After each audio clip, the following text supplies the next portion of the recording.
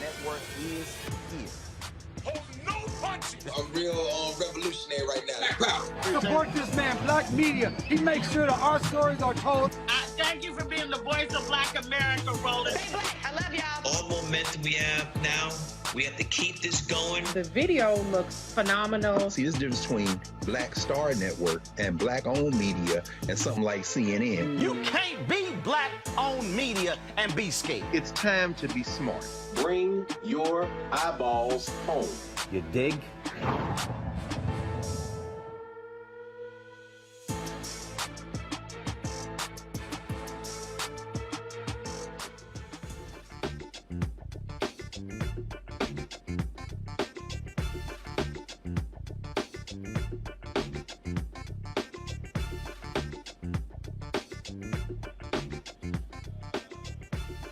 Today's Wednesday, May 18th, 2022. Roland Martin Unfiltered broadcasting live from Cedar Hill, Texas, where later I will be moderating a town hall with Jasmine Crockett, state representative who is seeking to become the next member of Congress. We will be, there'll be, of course, in a couple of hours after our show. But coming up next on the Black Star Network, we continue to cover the tragic white domestic terror attack in Buffalo. A woman says she called 911 and was rudely treated by the 911 dispatcher who hung up on her. Wait until we show you what she told a local television station. Also, Democrats are moving to establish white domestic terror offices all across the country. They're looking to pass that bill in the House. Also, Representative Lacey Leonard blasts Republicans for advancing the white supremacy theory, replacement theory. We'll show you exactly what she said today on the House floor. Also, on today's show, we're covering election results that took place yesterday. A number of African-American candidates won their races. We'll show you exactly what happened. Some folks are also lost in Kentucky, North Carolina, and Pennsylvania. And of course, as I said, the runoff here in Texas is on Tuesday. And as you see, I've already voted. Also, folks, on today's show, a former NFL player who has been dealing with massive injuries, dealing with all kinds of problems, literally is moved out of the hospital by 15 police officers. Will explain to you what happened to Lacey Leonard. It is a shocking story as he continues to battle his post-career injuries. Also on today's show, what's up with this white woman out of Virginia who literally says that her biracial son is stopped doing his chores and she's suing because of critical race theory? These white folks have lost their mind, I told y'all. Plus, Marvin Sapp stops by to talk about his new CD. Folks, it is time to bring the funk on Roland Martin Unfiltered on the Black Star Network. Let's go. He's got it. Whatever the biz, he's on it. Whatever it is, he's got the scoop, the fact, the find. And when it breaks, he's right on time and it's rolling. Best believe he's knowing. Putting it down from sports to news to politics. With entertainment just for kicks, he's rolling.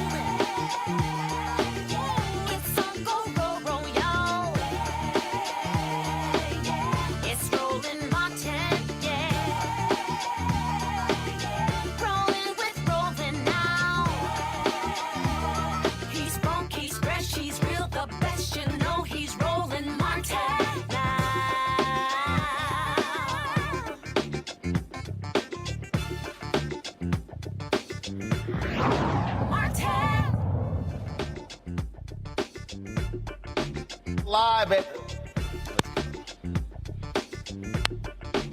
All right, folks, we are live here in Cedar Hill, Texas, at Community Missionary Baptist Church, where in a couple of hours I'll be moderating a town hall featuring State Representative Jasmine Crockett, who is running for Congress. She is in a runoff against Jane Hamilton, and so I'll be moderating that town hall in a couple of hours. Tomorrow's show, Jane Hamilton will be on Roland Martin Unfiltered. As you see, yes, I did vote today. My parents, they actually worked the polls. I was there. You have runoff races taking place in the Democratic and Republican primary. The election is on Tuesday. Early voting ends on Friday. And so we are still in the midst of primary season.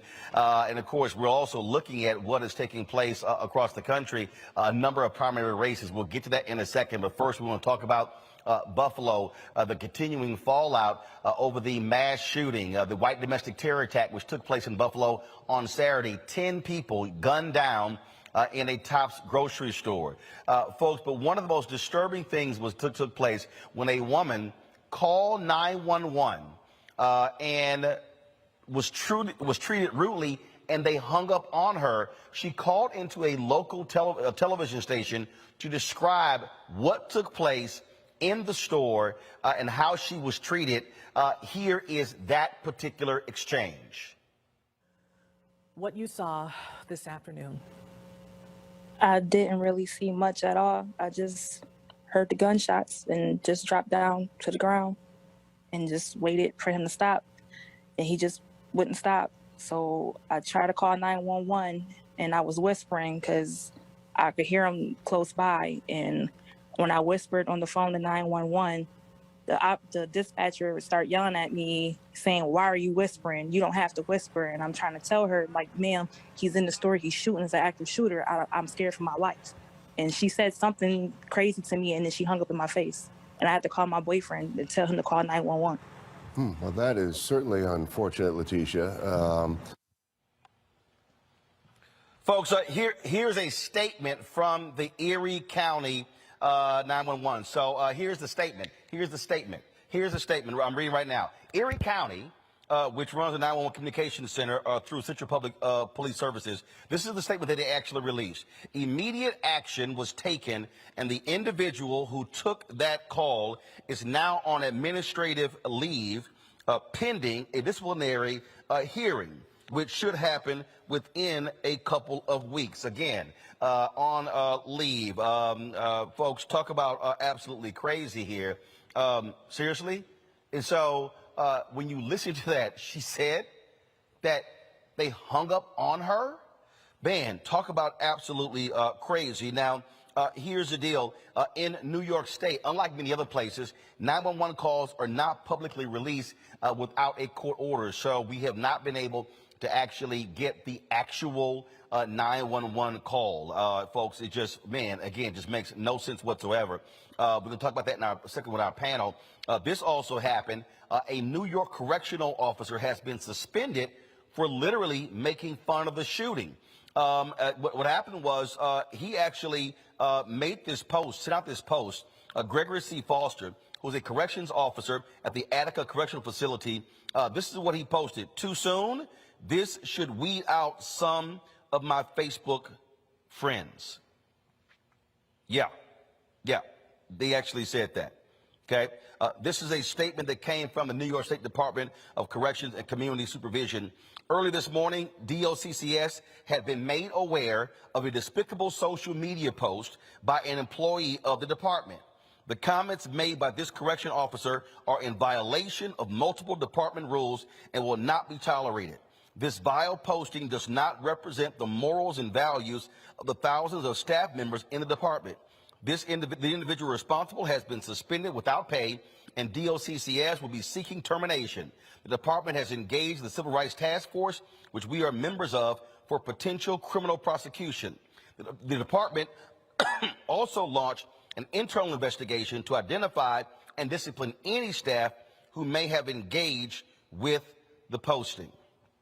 Talk about absolutely crazy. My panel, A. Scott Bolden, former chair, National Bar Association Political Action Committee, lawyer there in Washington, D.C. Robert Patillo, he is executive director of the Rainbow Push Coalition Peachtree Street Project, also an attorney. Monique Presley, legal analyst and the host, of course, joins us as well, crisis manager as well. All right, folks, let's just, Okay. I got to deal with this 911 call because this woman says that the 911 dispatcher, why are you whispering? And admonished her and hangs the phone up on her. I mean, look, I get you have procedures you got to go through, but man, if what that woman described actually happened, Monique, that person to be fired so quickly, I mean, that is just sickening to think that that's how this woman was treated by a 911 dispatcher. Right. I mean, and we hear these stories all the time. It unfortunately is not rare. And I am not sure if there's any more information that's going to come out that would justify it. But from what it looks like right now, she should not be in that job. I mean, I'm sitting here, Robert, and I can only imagine this white domestic terrorist is walking around shooting folks in the head with an AR-15. People are diving into coolers. They're hiding, trying to survive. And you call 911 and the dispatcher is going, why are you whispering? Admonishing the woman and then hangs up on her? Well, you know, it comes down to a lack of training, lack of supervision, and a lack of vetting of people who have these jobs. We see these issues far too often, particularly in areas that are predominantly African American and minority, where not just hanging up on people, where dispatchers take calls and then never actually send emergency care to the location, letting phones ring. Very often there's a lack of supervision, lack of training in these occupations, and a person like this should have never been hired, let alone able to stay in that job. And not only should she be fired, they should look up the entire chain of command to see who was supervising her, who's tracking her call logs, who's doing her performance reviews. How many other times has this happened? We know about this particular occasion, but what other crimes has this particular dispatcher or others who work with her done these sorts of things? So I think you have to dig deep down into the system to find out where the actual rot begins. Don't simply cut off the surface level. Dig down in there and put in some systemic reform to prevent this from happening again in the future. Scott, you would think that a 911 dispatcher has been trained that when somebody's calling up, it's a good bet they're not talking in my tone because they might be hiding. I mean, that's to me, that's sort of basic.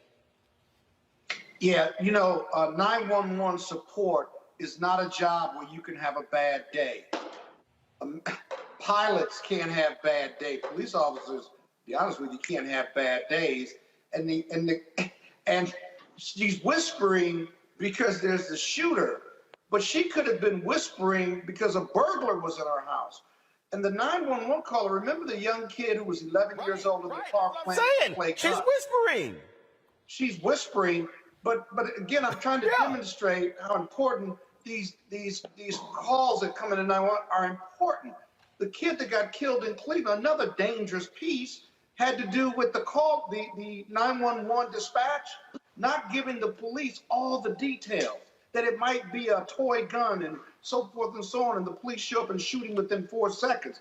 That's the police fault, but the dispatch is also responsible. They can't have bad days, and whether they were trained or not, they've got to implement their training every day, because it's the first calm voice you hear, should hear, when you're in trouble or you're in danger. That voice has got to comfort you, but send help right away and get the details and send the details right away. That didn't happen here, and who knows how many people were killed out of that 10 because that call didn't get handled properly. Indeed. Now, yet on yesterday's show, we talked with attorney Ben Crump and one of the family members of one of the folks who was killed, and they said they wanted to see action from President Joe Biden, from Democrats in Congress. Well, today, Democrats are moving to actually pass a bill that would establish offices around the country to deal with domestic terrorism. That's one of the things that is happening. CBC members are also very active on this front, trying to take some legislative action to deal with these type of shootings. Today on the floor, Congresswoman Stacey Plaskett of the U.S. Virgin Islands did not hold back, and she did what President Biden wouldn't do. That is, she was specific in calling out Republicans for advancing the white supremacist replacement theory conspiracy that this white domestic terrorist wrote about in his manifesto. This is what she had to say on the floor of the U.S. House today. Speaker, this Sunday, in the state in which I was born and raised, New York, a man drove 3 hours and 200 miles to terrorize members of a local black community. This man shot 13 people, 11 of which were black. This was not a random act of violence.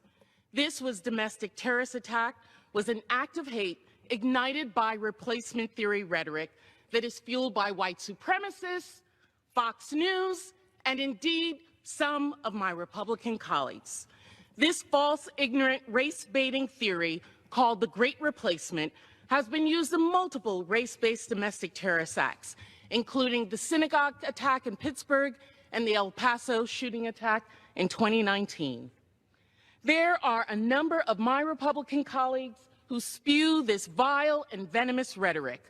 The silence of Republican leadership and their ranks in condemning this rhetoric that is not just ripping our country apart, but contributing to the death of Americans, that shows that they are no longer the party of Lincoln or even the party of Ronald Reagan. I yield back. Well, that's exactly how you should do it. That's exactly how you should do it, Robert Patillo.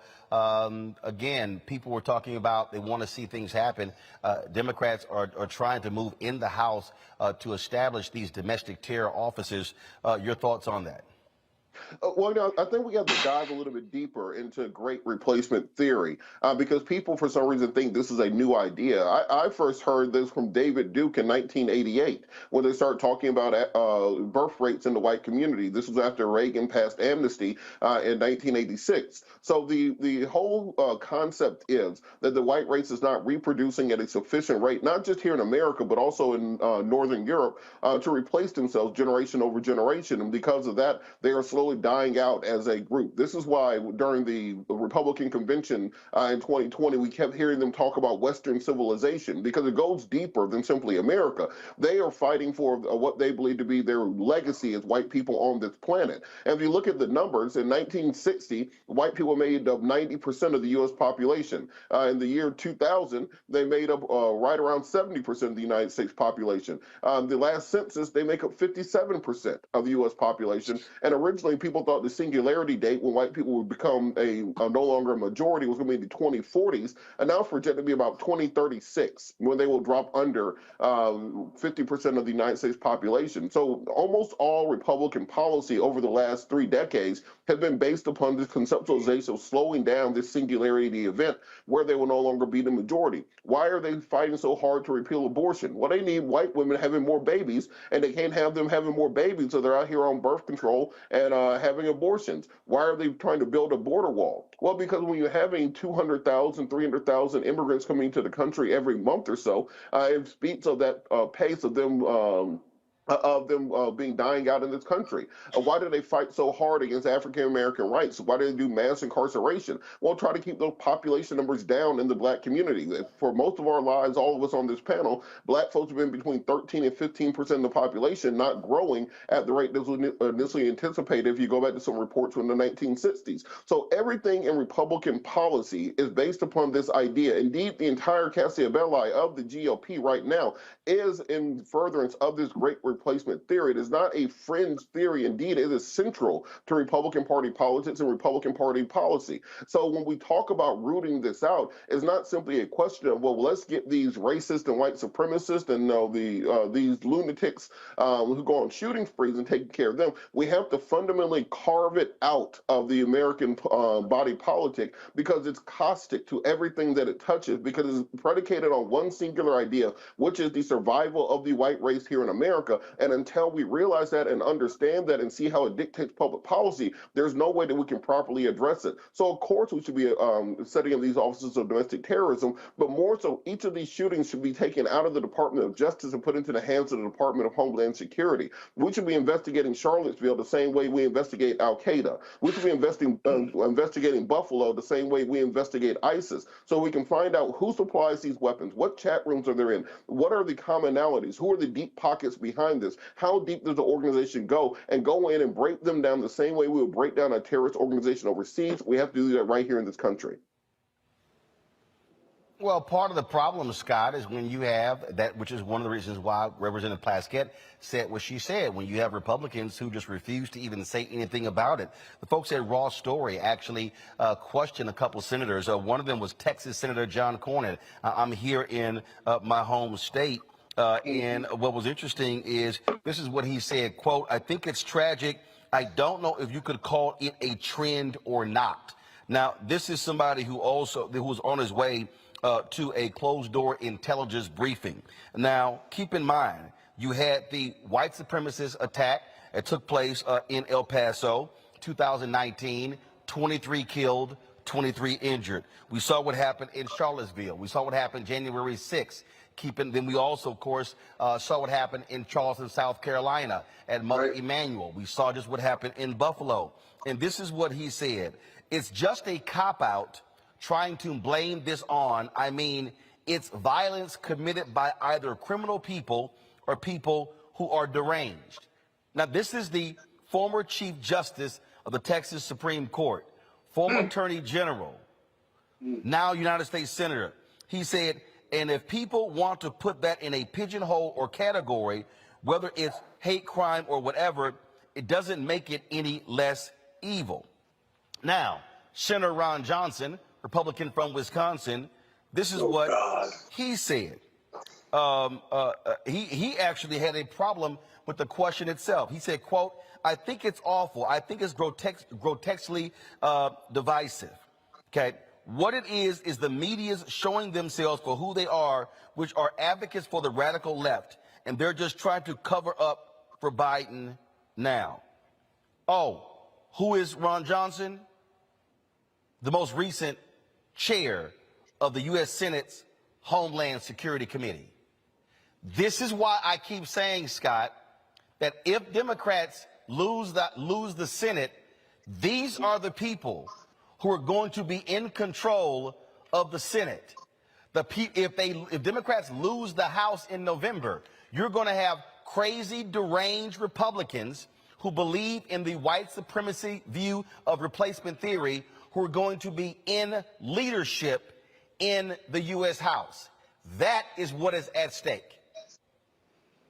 Well, you're absolutely right about that, but they sound like sympathizers, and they can't see a hate crime in front of their face, and they don't want to see a hate crime in front of their face. You know, I wish I could cross-examine them on each of the cases that you just named, because what do you do when you find the racist manifestos that monitors and mimics the white supremacist manifestos, even with Trump and with those senators and even those who would support January 6th? The evidence is overwhelming. What do you do with a shooter in Baltimore who puts the N-word on the length of his gun? He also has written a racist manifesto similar to white supremacists and shoots 10 black people, wounds or shoots at a white person and says, "Oh, I'm sorry," while he continues to go on his rampage. There is so much evidence that this was race-based. There is domestic terrorism, and it's domestic terrorism for black people. Now, if they don't want to recognize that, then everything my colleague said is manifestly true, that it is all about keeping the numbers down, keeping white people in power. And while Ron Johnson and others may not be pointing guns and going on shooting rampages, they certainly sound like, when asked that question, they sound like they're conceptually sympathizing with the shooters of these race-based shootings. Why would they ever want to sound like that? It may be in their heart, but they're not pulling the trigger. That's bad. That's really bad. That ought to motivate Democrats in the White House to call them out, and not only that, but to win the races in the midterms. Oh, it gets better, Monique. This is also what Senator Johnson said, who is running for re-election in Wisconsin. Quote, we see gangs, we see cyber threats. I mean, I think there's actually more threatening threats. I mean, there's more serious threats facing the nation than what's posed by white supremacists. Now, again, I condemn it, obviously. I guess he forgot the FBI director saying the most dangerous threat in America is white domestic terrorism. Oh, but then, of course, Ron Johnson had to go to the white Republican go-to crime in Chicago. He says, quote, now I'd be concerned about that. Again, a black-on-black crime in Chicago. Now, I'd be concerned about that. Again, I'm concerned about all violence. But I mean, I would focus my attention on where the murders are actually occurring, as if we didn't see murders in Buffalo. This is what he said. And I'll be focusing my attention on what can we do to start preventing overdose deaths. Then, of course, there is the senior senator from Indiana, where his raw story says it, that there are more than 15 white supremacist hate groups being tracked by the Southern Poverty Law Center in Indiana. Well, this is what good old boy Todd Young, Republican, had to say.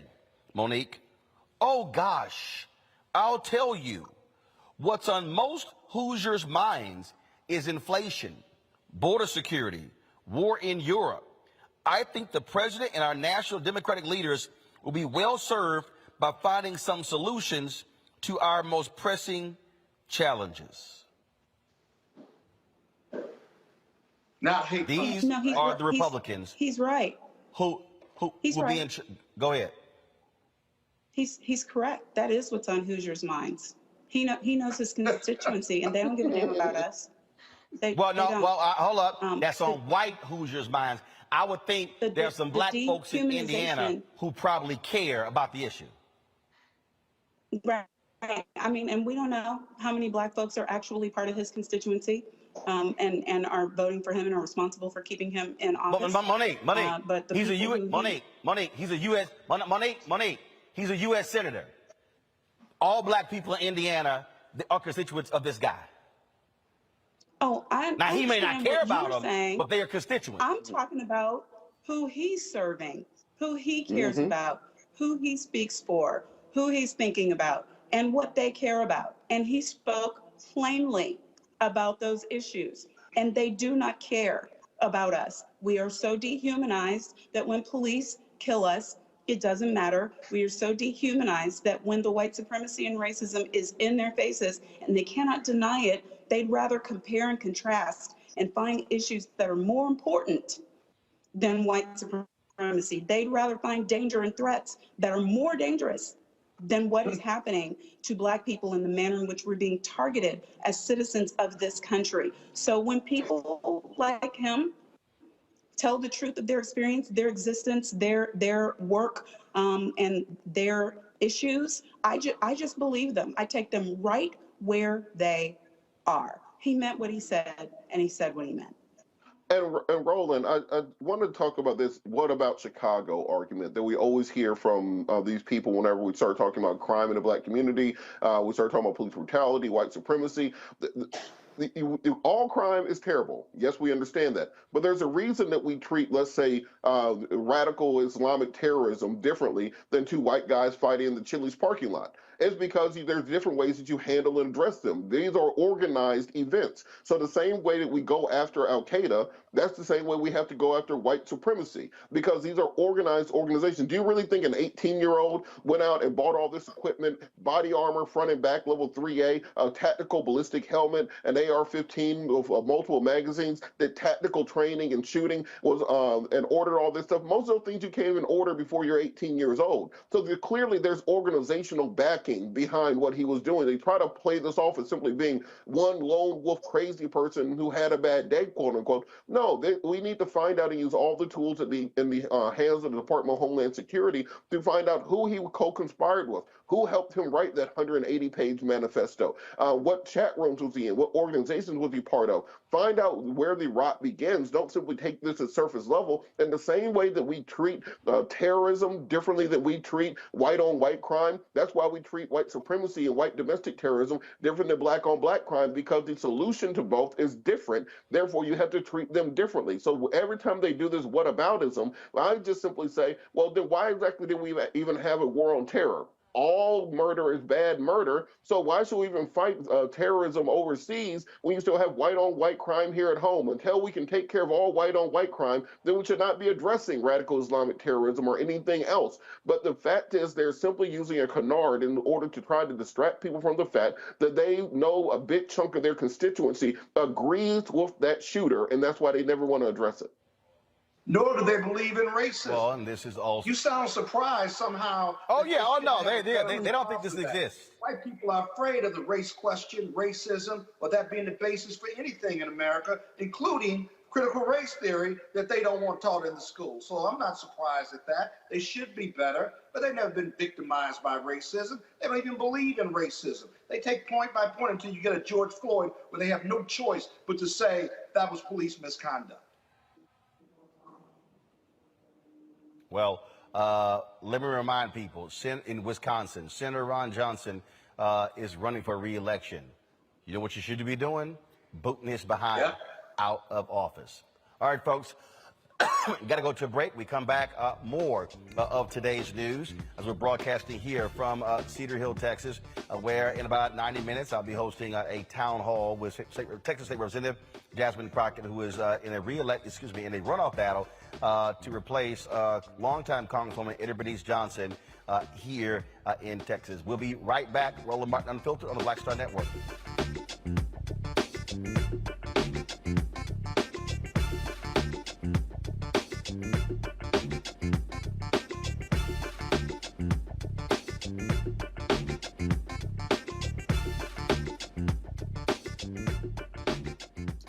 Next on A Balanced Life with me, Dr. Jackie, summertime when the living is easy, or is it? Summer vacations, class reunions, kids in summer camp, all fun, but stressful. You need to get into a summer mindset and have a plan. Oh yes, our panel gives us their favorite summer planning hacks. On next, A Balanced Life with Dr. Jackie here at Black Star Network. Pull up a chair, take your seat. The Black Tape with me, Dr. Greg Carr, here on the Black Star Network. Every week, we'll take a deeper dive into the world we're living in. Join the conversation only on the Black Star Network. Hi, I'm Teresa Griffin. Hi, my name is LaToya Luckett, and you're watching Roland Martin Unfiltered.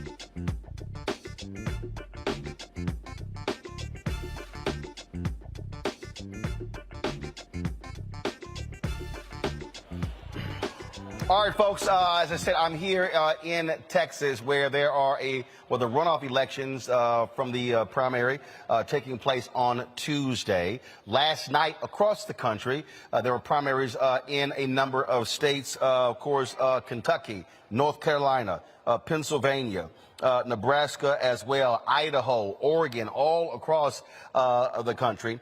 In North Carolina, former Supreme Court Justice Sherry Beasley, African-American woman, she won the Democratic nomination for the United States Senate. She is going to face off against Republican nominee Ted Budd, who beat the former governor by 30 points for that. There'll be, of course, Budd has already been endorsed by Donald Trump. And so that is going to be a critical race that we're looking at. It's going to be a tight race. Bottom line is Beasley can win, but it's going to take a significant turnout, especially when it comes to rural North Carolina.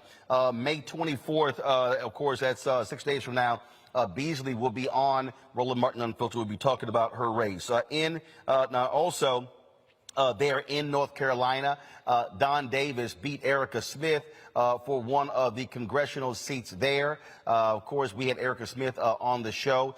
He was endorsed by retiring Congressman G.K. Butterfield. And so he goes on. Remember, Republicans changed that district. It is not a solid Democrat district, but it's also going to be a tough race as well. In Kentucky, Charles Booker, remember he ran against a couple of years ago against Mitch McConnell? Well, he's back. He won a Democratic nomination. He's going to be facing Senator Rand Paul in Kentucky. Here's the deal, folks. Only 20.7% of all Kentucky residents voted in the primary. Don't think Booker can't beat Paul. It's about driving the ground game. That's going to be critical in that race as well. Let's go to Pennsylvania, where Lieutenant Governor John Fetterman won the Democratic nomination over Congressman Connor Lamb and also Pennsylvania State Representative Malcolm Kenyatta. Of course, Fetterman, remember, suffered a stroke on Friday, also had a pacemaker installed as well. And so he does not know who is he going to be facing because it is an extremely tight race on the Democratic side where Dr. Mehmet Oz is slightly leading in that race. And so we'll see exactly what's going to happen there. But in Pennsylvania, Austin Davis won the Democratic nomination for lieutenant governor. He's a brother. He is going to be running on the ticket with Josh Shapiro, the Democratic candidate for governor, who he also endorsed Davis in early January. If successful, Davis will become the Pennsylvania's first black lieutenant governor if he won in the fall. Now, folks, y'all need to pull this photo up. I don't know why we don't have it here.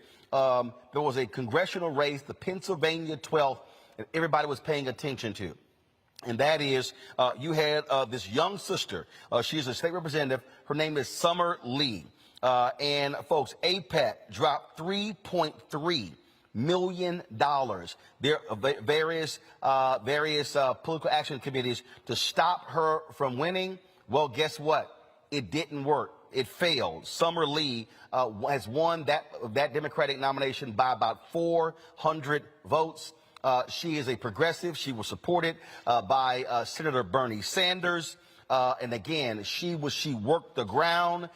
She had a very, very strong message. In a second, we're going to play exactly her speech from last night, where she addressed her supporters, folks, to the control room. Y'all should look up. I just posted it. And again, this is an important race because this is what folks were told. In fact, not just this race, you had a moderate Republican who was in Oregon. He got blown out by a progressive challenger. You saw in North Carolina, progressive district attorneys, they still were able to win. And in fact, Mondale Robinson is a brother who worked with, of course, Black Men Voting Initiative.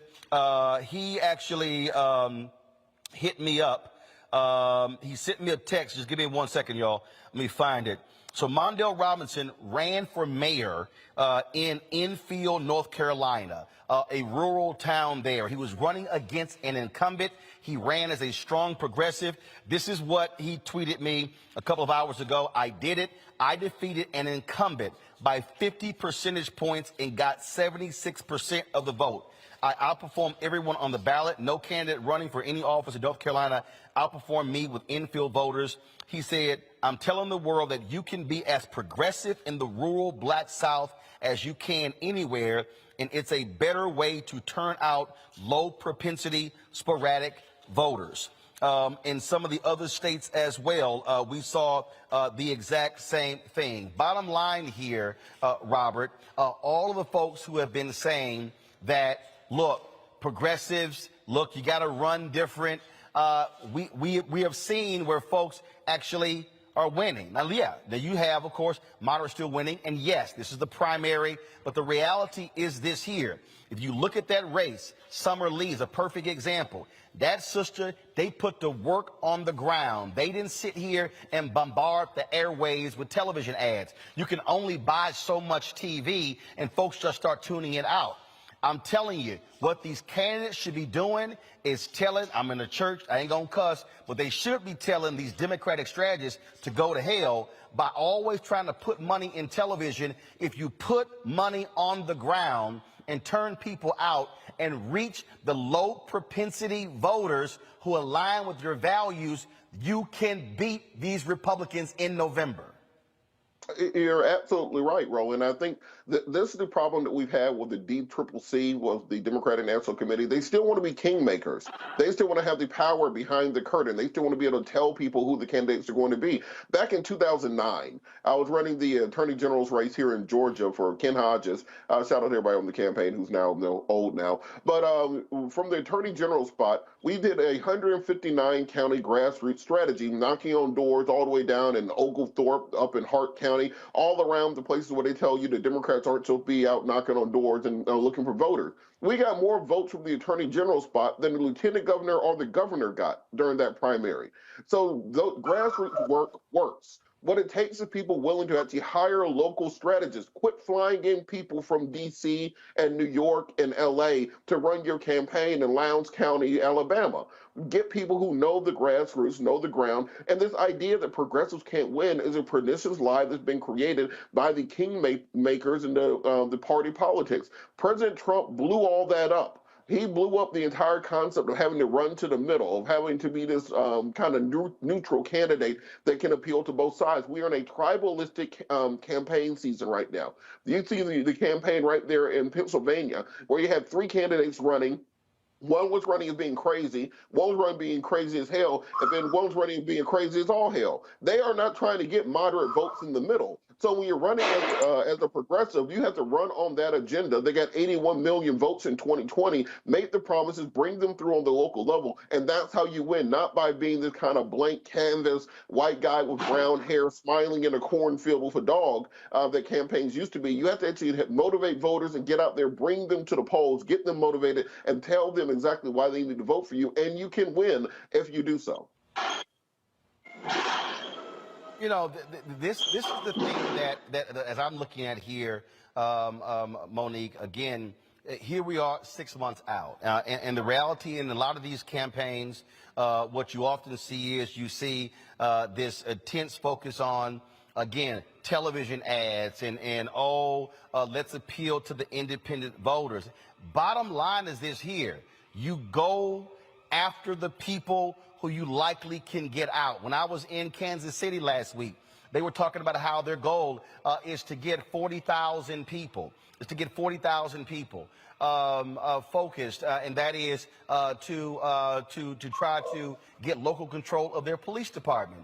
And again, that's just old school politics. It's looking at the numbers. It's studying the precincts. It's looking at where the turnout was, where's the best turnout, who are your likely voters. And it happens every year. And look, yeah, you can call me being selfish. It also means putting the money in black newspapers, in Latino newspapers, utilizing grassroots organizations.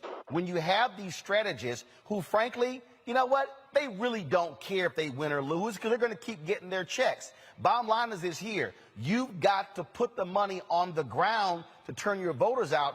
And I really hope some Democrats who are running are looking at what Summer Lee did and say, how did you beat back $3.3 million of AIPAC money flooding into that particular district?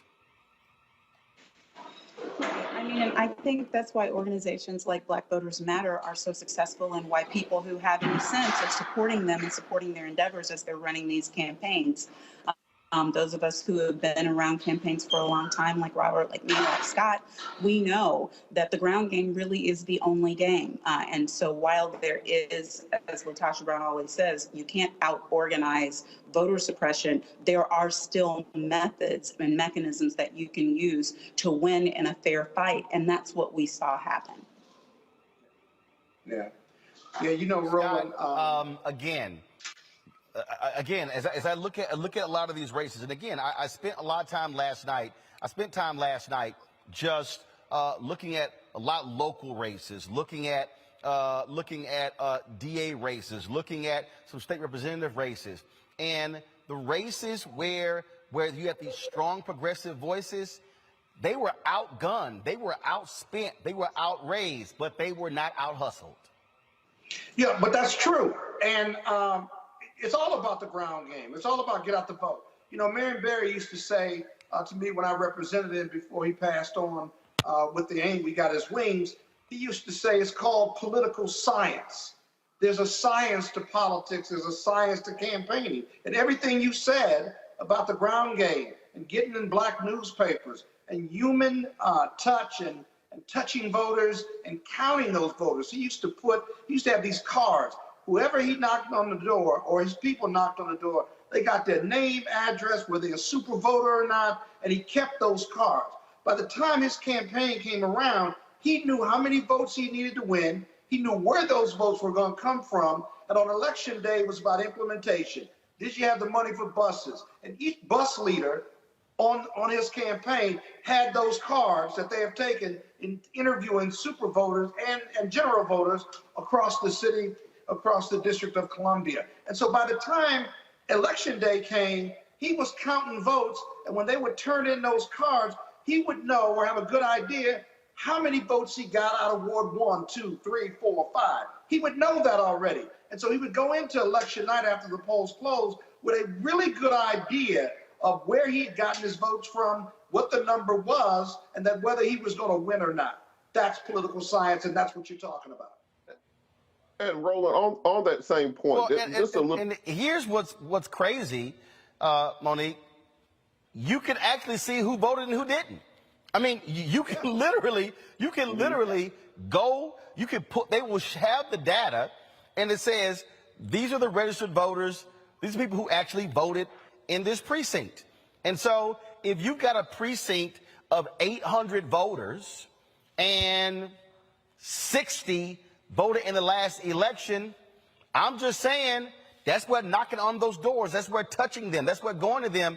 And again, we see Sherry Beasley, again, who was the U.S. Senate candidate, she lost as the Chief Justice of North Carolina Supreme Court by 400 votes. That's statewide in North Carolina. She lost by 400 votes. Look, this race, in the Senate race, I think it's now down. I think Oz's lead is down to 1,500 or 1,400 is actually going down. Summer Lee won her race by around 400 or 500 votes. Every vote matters, but in this insane idea, because we saw this in Georgia, and I want Robert to speak to this after Monique, where, look, there was no more TV time to buy. There was no more TV time. They were sitting on millions of dollars of the Ossoff and Warnock campaign, and the Democratic strategists were thinking, let's just buy more radio and more TV. It's like, yo, you're not gonna just win by blanketing the airwaves. You've got to touch the people. And I say, if Democrats want to hold to the House and hold the Senate, they better be going and find those low propensity, high turnout voters that Reverend Barber and the Poor People's Campaign have been talking about consistently over the last several years. Monique, then Robert. Right. I mean, there's no mystery to it. As you pointed out, we know exactly who they are. We know where they are. We know what the voting patterns are. All that information is available for what you need in order to have successful ground game as foot soldiers. And that's where what we're always saying on the show actually comes in. Every single person can participate. Every single person does matter, not just with your vote, but with your willingness to volunteer, to get out the vote. And there is something that everyone can do. I've said before on this show, I'll say again, I was probably 10, 11. First campaign I was associated with was for Governor Ann Richards. I've been hooked ever since, but I was walking door to door. I was asking people permission to put signs in their yards. That stuff still matters. It still matters. And people still appreciate, who would not have voted this time around, will appreciate somebody asking them, can I talk to you about what would make a difference in your vote? Are you planning on voting in this election? What are your issues in vote for this election? I would like to have your vote. Here's what I plan to do. what can I do better? I mean, that's person to person. If you're in it to serve somebody, then you ought to actually care about the people you're trying to serve. And Monique's absolutely right. And Robert, I want you to comment, but on that point Monique made, about yard signs. I mean, it's crazy how all of these newfangled candidate campaigns, oh, that's old politics. We've now got our phones and we've got our iPads, our algorithm. In 2016, voters in Michigan and Pennsylvania were calling Hillary Clinton's offices going, where are the yard signs? We're driving all around and always seeing our Trump signs. And literally the Clinton campaign was like, oh, that's old politics. We don't need that. And they were like, no. Seeing yard signs builds momentum, gives you a feeling that things are building. And so all of these, and look, y'all know I'm a techie, okay? Again, I got 2 phones, 3 iPads, an Apple computer, but at the end of the day, politics is still basic. I need to get one more vote than you. You better use every advantage you can, whether that's technical, with digital, yard signs, flyers, I don't care, pigeons, take your pick. Everything that you can use, that's what you better use. And look, Roland, a lot of this comes out of the DNC campaign school that started right after the Obama campaign. So I used to go to those DNC campaign schools, and they let the nerds take over. And just as you said, the particularly younger candidates, this is a segment I'm going to call Free Game with Attorney Robert Patillo. You cannot win a campaign on Twitter, Instagram, Facebook ads, so on and so forth. That's a part of it. That is a tool. That is not the totality of the tool. Right.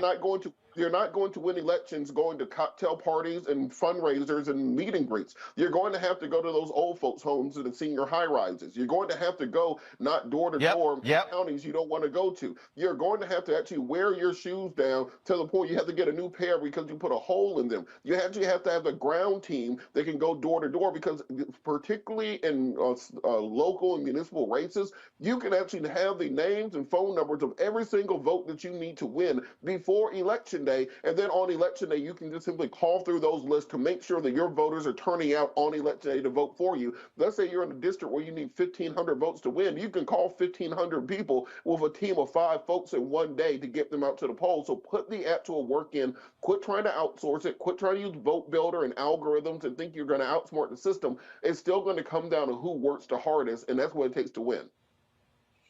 And Roland, real quick. Well, Scott, Scott, one of the things that, Scott, one second.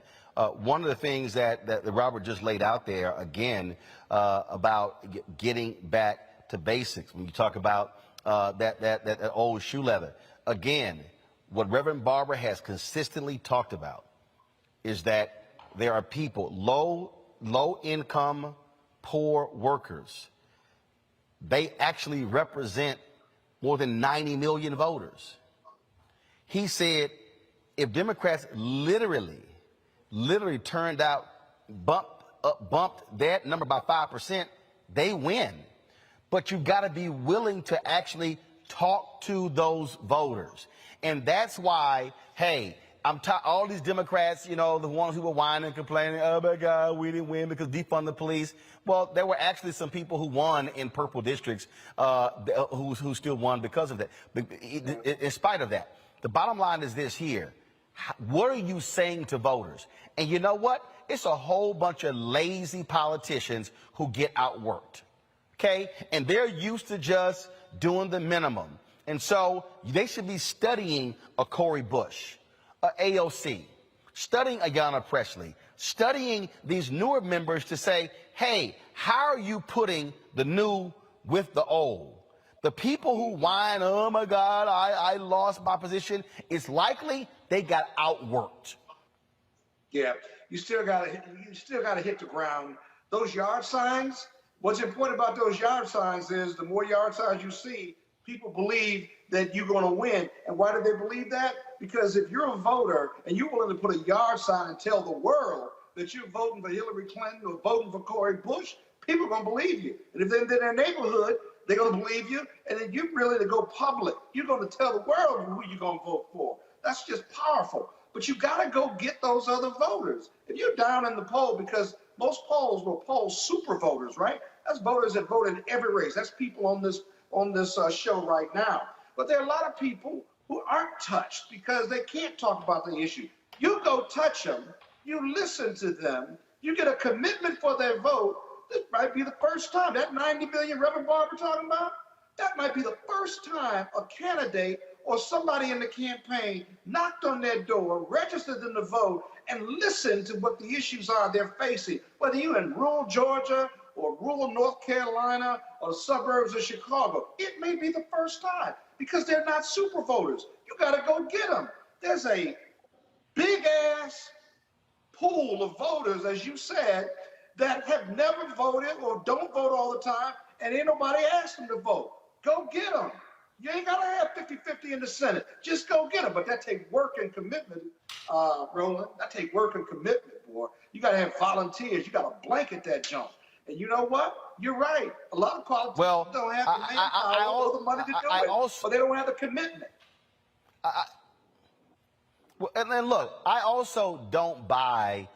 I saw this piece earlier today by Jake Sherman. He's like, oh, the Democrats are getting destroyed across the country. And I'm going,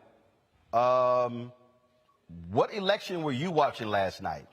See, one of the things that happens, Monique, this becomes this self-fulfilling prophecy, because I've literally seen where Democrats have picked up seats that were actually red seats. This is real simple. If you, all these people in D.C. who keep saying, oh, they're going to lose, y'all ain't on the ground. Y'all aren't going to these places. You know this. You've been out there with Cliff and Latasha and Black Voters Matter when they have been going to these small towns with food and other different things, talking to people. Look, Joe Madison says it all the time. You got to put it where the ghost can get it. You ain't going to win nothing sitting your behind at home. You are going to have to go out there and get them. And I'm telling you right now, I do not accept this worldview that, oh my goodness, it's going to be a colossal tsunami. It will be a tsunami. And yes, the numbers are there. The Republican enthusiasm is high because these MAGA people, that's how primaries actually work. It's really your hardcore people. But here's the deal. It's May 6th, it's May 18th. And if your primary is already over, you better be in hardcore general election mode. You better be having a town hall like we're about to have here in an hour. You better be doing things in these cities, in these states, going after the voters, not trying to go after the mythical Republican white woman in the suburbs who you ain't gonna flip. You better go after that low income worker and speak to them about what you've done and what you are going to do. I don't believe this notion that Democrats are going to get wiped out. They will get wiped out if they don't work for people's vote. Monique, final comment before I go to break. Well, absolutely. And that's one of the things, we had a president who was a skilled master organizer, a community organizer, and that is what is necessary to get this done. People say the reason why they don't go to certain communities is because those communities don't vote. But if you go into communities, they say we don't vote because nobody cares to come in here and talk to us. So it becomes this crazy circle and cycle that the people who care about these elections have to break. I was talking to some people in Memphis, Tennessee last night, and they told me what their concerns were. And these were lawyers, Black lawyers, and they said, we're concerned about low turnout in our primaries. We're concerned about our at-risk neighborhoods, and we want vehicles to be able to increase turnout, early turnout for our voters there, and for them to know that it matters that they vote. So these candidates, that's what they have to do. And it's not as scary as you think. You ain't got to wander off into the Bronx by yourself. The goal of organizing is to turn leaders in the community. And then those leaders walk you in to that community. They go door to door with you. You have to get somebody to give you an okay in that area. When I first started going door to door, I was going from 50th to 55th Street. I knew everybody by name. That's why that was my neighborhood. And that's the way that it has to keep happening. We need to get workers in our communities. And that means that somebody who's in high places has to see the necessity of the common touch. Before I go to break, I will say this here. President Obama was good at him getting votes. He was awful when it came to his party. Now, I mean, I understand your point. Well, that but, wasn't the job. I was trust talking me. about Roland, being skilled organizers. No, actually, it was the job, but his DNC was awful. But Roland, his DNC was awful. Yeah, Roland, just one point on what Monique. No, actually, they could have replicated. No, hold up, Robert, hold up. They could have replicated I know you're about to talk about they the can money. strip Good everything luck. out of the DNC and go to no, it wasn't the money. They stripped everything out of DNC and sent to Obama for America. OFA was one of the biggest mistakes that and individuals who were in his administration even told me that was a big mistake. But that's the past. Okay, Robert, go ahead to your final comment, then I got to go to a break. This year's votes. This year's votes. I got you, but no. You referenced the past. I had to go ahead and go there. Robert, go ahead. Look, just Robert, go ahead. Piggybacking on what Monique said, I tell this to people who ask me about running for office all the time, and they say, well, what about going to XYZ neighborhood, XYZ community? It's dangerous. If you're scared to go into a neighborhood, how the hell are you going to represent those people? So maybe you shouldn't be running if you're scared to go to certain parts of your district or you're not welcome there. So if you can't go talk to those people, you can't represent them. Maybe you should find another hobby to get into. Politics ain't to be cute. It's not Hollywood for ugly people. It's for servants, not for people who want to just be on TV. All right. Hey, folks, got to go to a break. We come back. We're going to talk with Lacey Leonard. Man, just what the brothers, what he is going through. His wife is holding it down, but just unbelievable what this former NFL player is going through when it comes to his health. We'll tell you what's the latest thing that happened. All right, it's 3,000 of y'all watching on YouTube right now. How we got 650 likes? We should have 3,000 likes by now. Every single person who's watching on YouTube, y'all need to hit the doggone like button right now. So when I come back from this break, I should see a bare minimum 1,500 likes. I really should see 2,000 likes. But hit the doggone like button, y'all. On Facebook, do the same thing. We actually on Facebook today, so they were blocking us on yesterday. And so if y'all on Facebook, hit the like, hit the share button as well. Folks, if y'all want to support what we do, please, we want to hit 50,000 downloads of the Black Star Network app. And so please, download the app, Apple phone, Android phone, Apple TV, Android TV, Roku, Amazon Fire TV, Xbox One, Samsung Smart TV. If you want to support us, your dollars make it possible for us to travel to come places like this here, to cover stories around the country. We plan on hitting the ground. And we also expect these campaigns to spend money on black-owned media like they're going to spend on these local TV stations and radio stations. But if y'all want to support us, join our Bring the Funk fan club. Send checks and money orders to P.O. Box 57196, Washington, D.C. 20037-0196. Cash App is $RM Unfiltered. PayPal is R Martin Unfiltered. Venmo is RM Unfiltered. Zelle is Roland at RolandSMartin.com. Roland at RolandMartinUnfiltered.com. We'll be right back here in Cedar Hill, Texas on Roland Martin Unfiltered on the Black Star Network.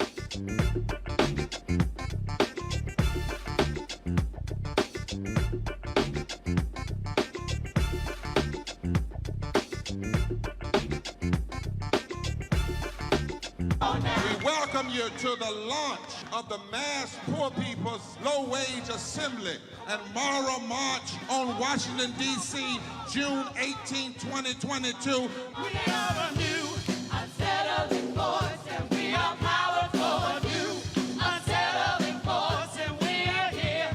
We're rising up to demonstrate the compelling power that we, poor and low-income people, have to reconstruct society from the bottom up.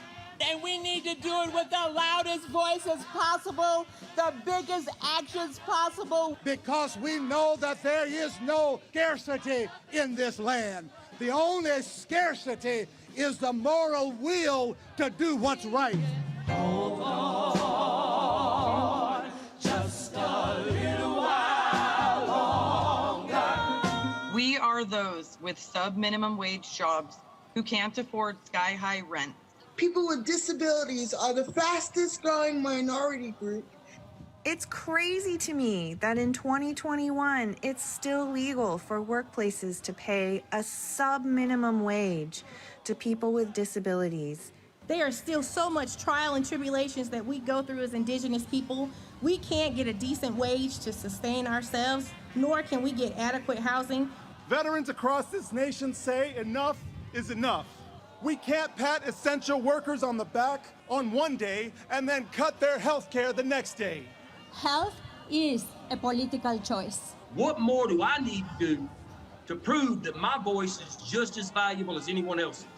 There are still forces in denial that would try to slow walk our transition to a clean economy and a just future for us all. We have an immoral system run by immoral people.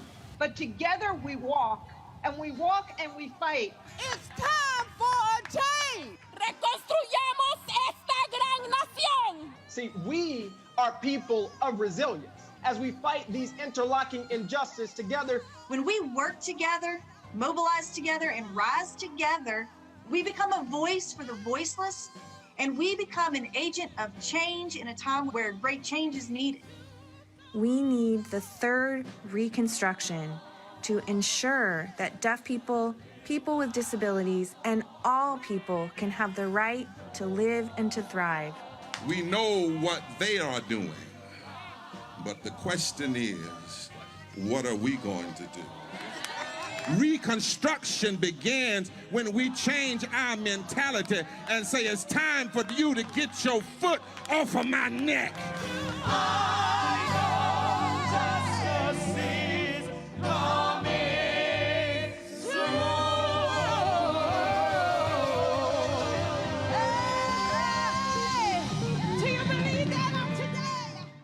Hi, I'm El DeBarge. Hey, yo, Peace World, what's going on? It's the Love King of R&B, Raheem Devon, and you're watching Roland Martin, Unfiltered.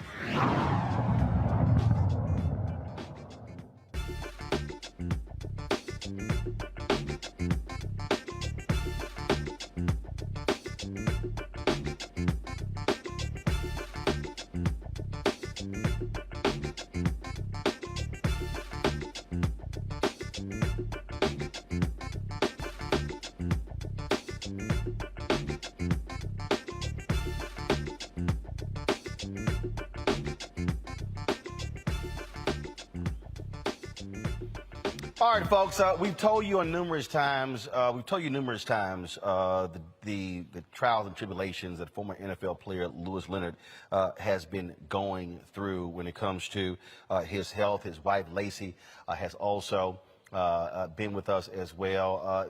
They recently posted some video that was just shocking on social media on how he was treated.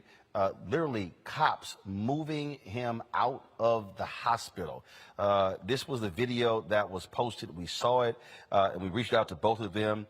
They join us right now for Phoenix. Lacey and Lewis, glad to have y'all back. Hate to do it, have you back on these circumstances. What happened this time?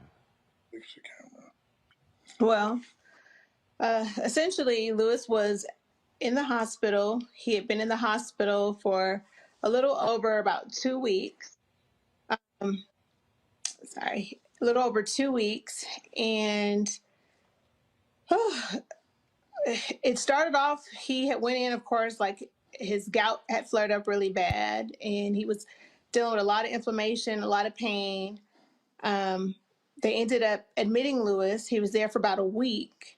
And then last Monday, he had an accident in the restroom of his hospital bedroom where he sat on, what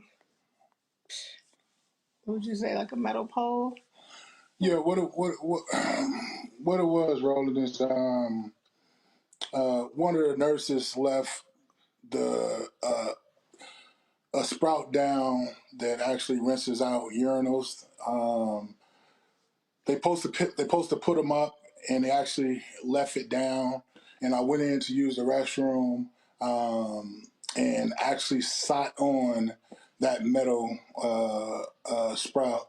And sad to say, it was it entered my rear end,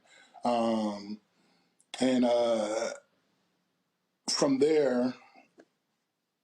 Just a lack of excessive. I mean, you could think about the pain, but I mean, I'm talking about blood everywhere, just a bad situation. And from then on, the hospital did not give me any x-rays, did not give me any imaging to kind of see what was going on. We asked for this for numerous days.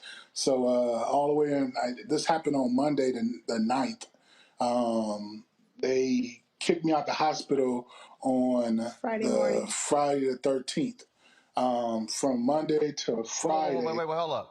Wait a minute. They threatened to kick you out of the hospital? No, they didn't threaten. They kicked me out. Got injured? They kicked me out. Wait a minute. You get injured because they screwed up.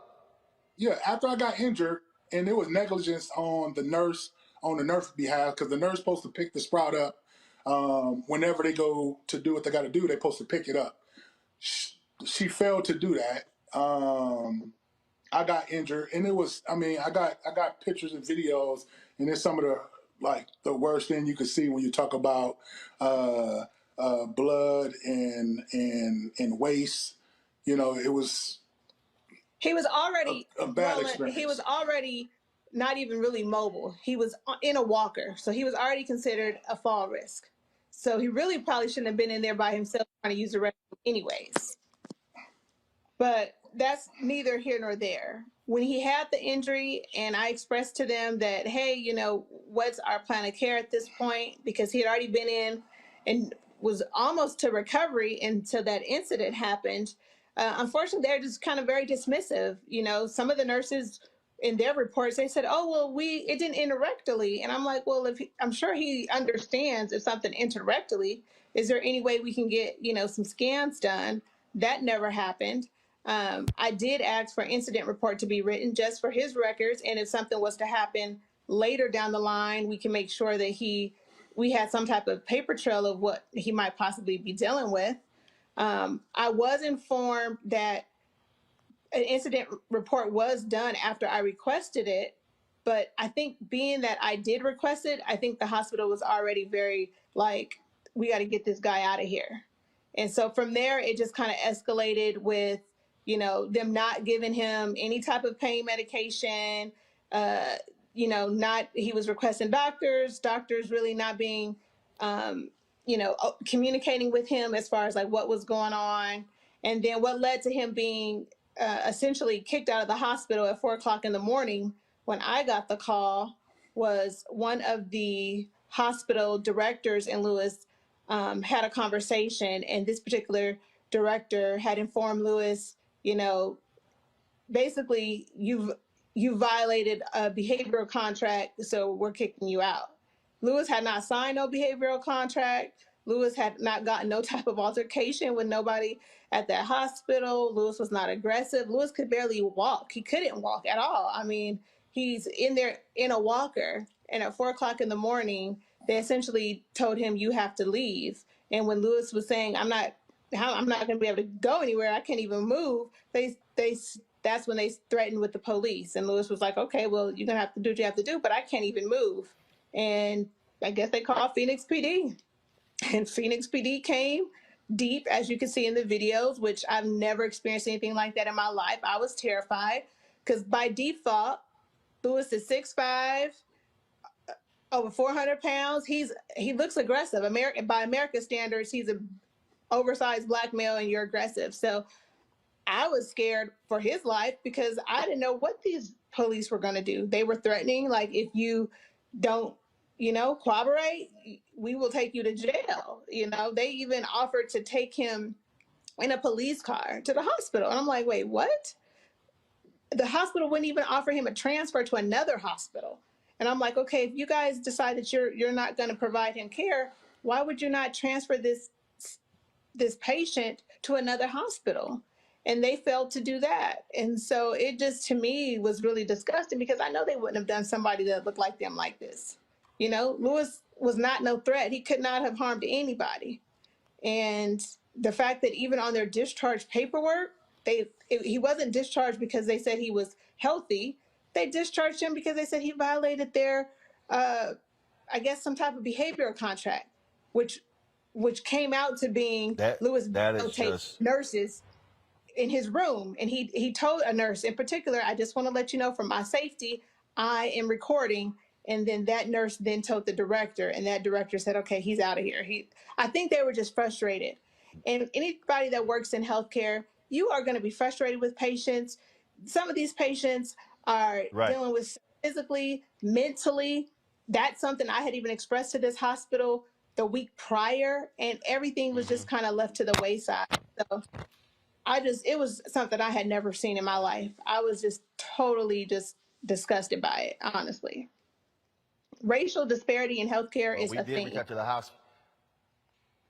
Yeah, we did reach out to the hospital and have not, of course, gotten a comment from them. We hate that y'all had to go through this, but we do appreciate you sharing your story with us. Lacey, thank you so very much. Louis, thank you so very much. Louis, I can't tell. Are you wearing an Omega hat on my show?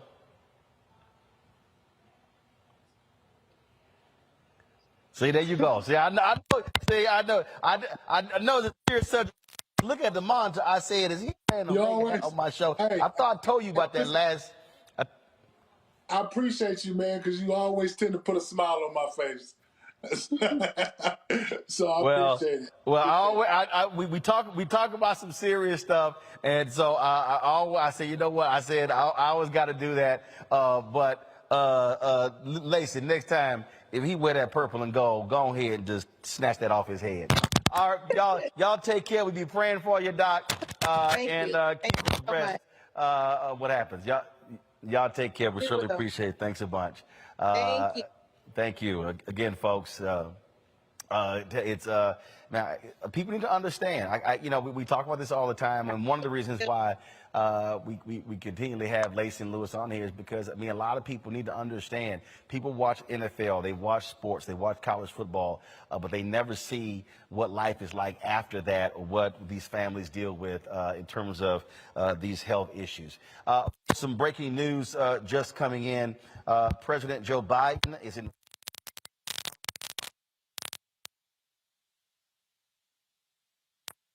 They said they lost my mic. Hey, y'all still hear me? Okay, you hear me now. Got it. Again, some breaking news here. President Joe Biden is invoking the Defense Production Act to address the nationwide shortage of baby formula. The part of the problem here is that only four companies essentially dominate baby formula in America. One of the things, though, Monique, and Democrats have done an awful job with this, Donald Trump actually, by opposing NAFTA and whatever the heck that new thing he called it, he actually made it difficult to be able to import baby formula from Canada. And so that's actually exacerbated the problem. The FDA took one of Abbott's manufacturing facilities offline because they had contaminated baby formula. This is what happens in a country when you only have four companies that are dominating a market. If one goes down, you're absolutely screwed. And so we've seen all of these different stories, Republicans blaming the baby formula problem on President Joe Biden. No, blame it on the companies who screwed up, who were actually sending out a baby formula that was actually making kids sick. Absolutely. Blame it on them. Blame it on the prior president because of making it much harder for us to access imports that are necessary. But it also, Roland, I want to point out, it further highlights the disparities that exist. When anything goes wrong, it affects our community disproportionately more so and worse than others. So for instance, there was all this information going around saying, ladies, if you need formula, just go on Amazon, click from your United States to Canada and go ahead and order and it will come to your door. And you know what? That worked. That worked for people who have Amazon Prime, people who have Wi-Fi service, people who are not on government assistance, who don't have WIC or SNAP, because you cannot use online purchasing for items for that. So there are a lot of issues that people don't necessarily understand who are not dealing with this at this part of their lives anymore. I was just thinking earlier today how freaked out I would have been if I had young children during a time like this. I was fortunate enough to be able to nurse mine, but then in the transition from nursing to regular milk, supplementing with some formula in the middle, and there's nothing scarier for a mom than not being able to provide proper nourishment for a baby, and to hear a crying, hungry baby, and that is something that should never happen in the United States for any child. This is the thing that to me is crazy. Look, that's crazy. I don't understand how, if you are the administration, you allow folks to somehow blame you for a problem you have nothing to do with, Scott. And this is where you say, no, it's the idiot, all of you idiots who voted for tossing out NAFTA and then approving that, whatever that crap Trump passed.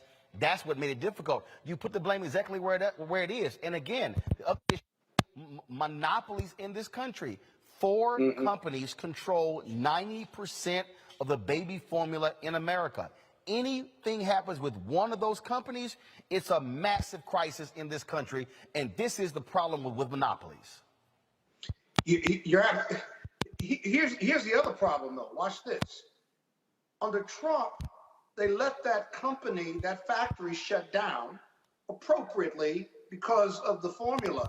But they did nothing. The regulators did nothing under these circumstances where 90% is covered by those four companies. They did nothing to get that factory back up and running on a timely basis. In case we hit this shortage, whether it was during COVID or pre-COVID, it didn't matter.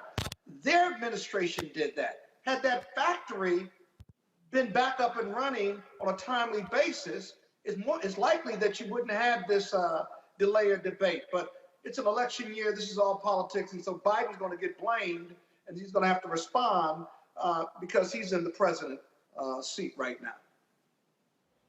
Well, again, this is smart by the president to invoke this particular National Defense Act, because it allows them to bypass that ridiculous law and import baby formula in order to actually alleviate this problem, Robert.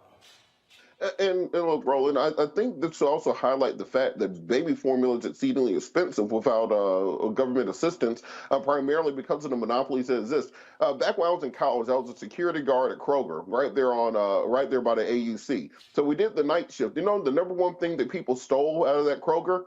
Baby formula.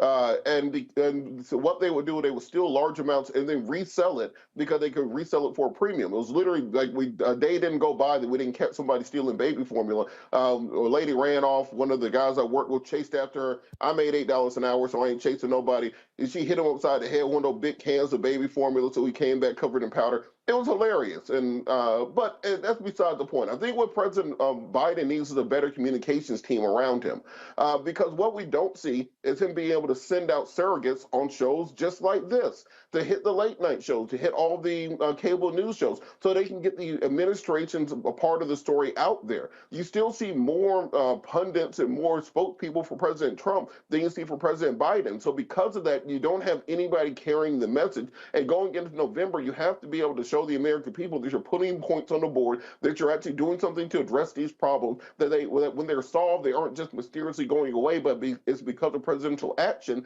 and the ability to show that the deregulation the Republicans have been talking about for the last 30 years, cutting taxes on millionaires and billionaires, result directly in the problems they have right now. And we actually need to have a functional federal government which is willing to put the measures in place to put competition in the market, keep safe products on the shelf, and then address the failures of the last administration by actually putting in together a competent federal government that can address these issues. All right, folks, let's talk about this story out of your state, Georgia, Robert. Some high schools, some students there are actually suing their school district for racial discrimination. 5 black students at Coosa High School got suspended for wearing Black Lives Matter T-shirts, while white students were allowed to wear Confederate paraphernalia. The black students claim the school's administration failed to act on reports of racist behavior from white students. The lawsuit is requesting the 5-day suspension be deleted from their records and that the school does more to handle racist bullying. Really, Scott? Black Lives Matter is a problem, but Confederate flags is cool. Really? It's a First Amendment issue, first of all. I've never believed it was a political statement. But in these rural counties, in Will County and Joliet, Illinois, where I grew up, in these southern counties where, you know, it's not on the national political or economic map, it happens all the time. When I was in high school in New Lenox, Illinois, one of the things I had to deal with, which is why I went to Morehouse College, was because once a week, someone would call me the N-word.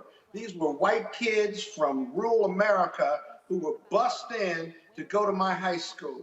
And while I went through various stages of it, and it was a Catholic high school, they couldn't understand or deal with the racism or my rage in response to it. And it went through several forms and formats. But in the end, many of these kids, they were never really disciplined. They had a conversation, then I was called sensitive, I was told to ignore it, blah, blah, blah. All kinds of excuses were made, which simply made no sense. And so it's these rural school districts where this is happening, they don't care what the national laws or state laws are. And it sounds like this school, the administrators don't know either. But this is a really interesting lawsuit because if they filed under the Equal Protection Clause or Equal Rights Amendment, then the regs and the activity, the facts of the case are going to be closely scrutinized by the court to see if there's really evidence of unfair and unequal treatment. If it is, you got a constitutional violation, civil rights violation, and this case, whether it's local, if you will, and it's against the administrators of the school, it's really going to be about the school district, right? And if it gets appealed, this case in and of itself, long way away, could go to the Supreme Court. It'll be interesting to watch if the school district doesn't settle. Robert, you're there in Georgia. Your thoughts?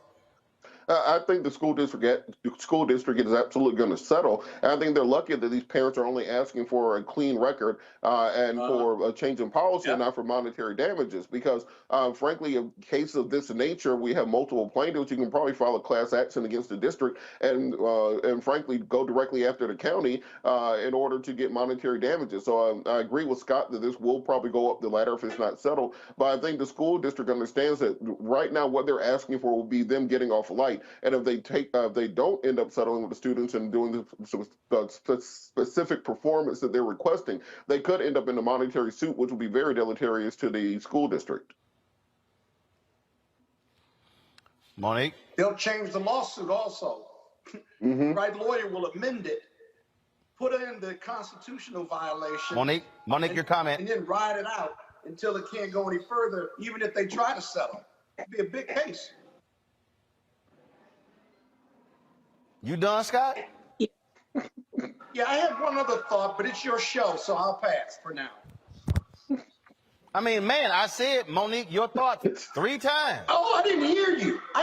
Honest, I didn't. Yeah, that's the problem. Okay, when you keep talking, you can't hear. Well, I'm very insightful. I'm sorry. Monique, please. Go right ahead. Yes. Monique.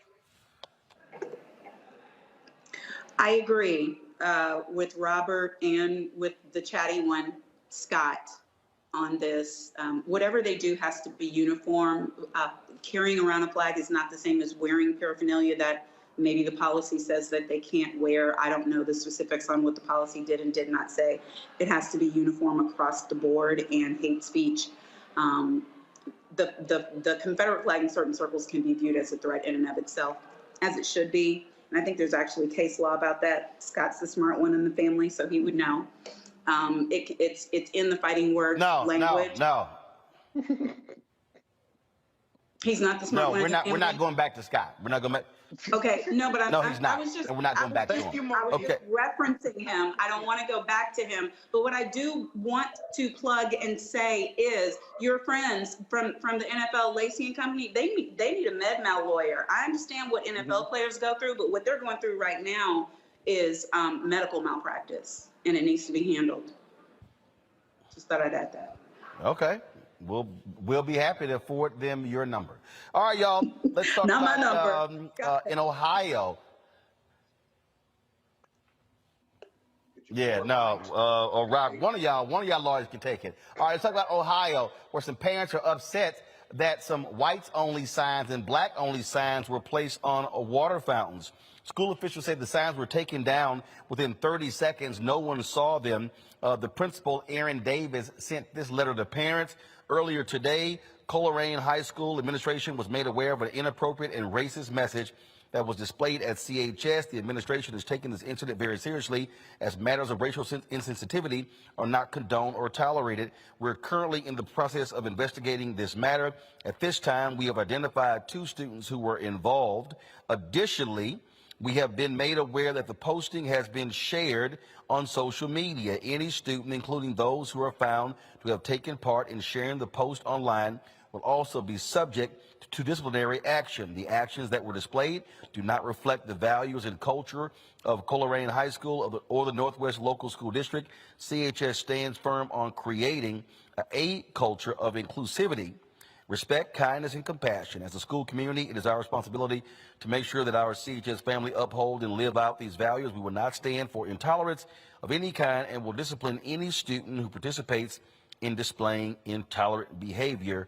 The 3 students involved, they were indeed disciplined. All right, then. Well, got it. Now we know exactly how y'all feel about that. All right, y'all.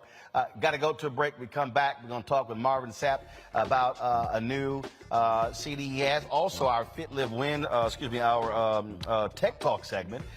It deals with a Get Fit Go app. We'll talk about that as well. So, and then, of course, I'm here in Cedar Hill, Texas, folks. In less than 20 minutes, I'm going to be moderating a town hall with Texas State Representative Jasmine Crockett. We're here at the Community Missionary Baptist Church in Cedar Hill.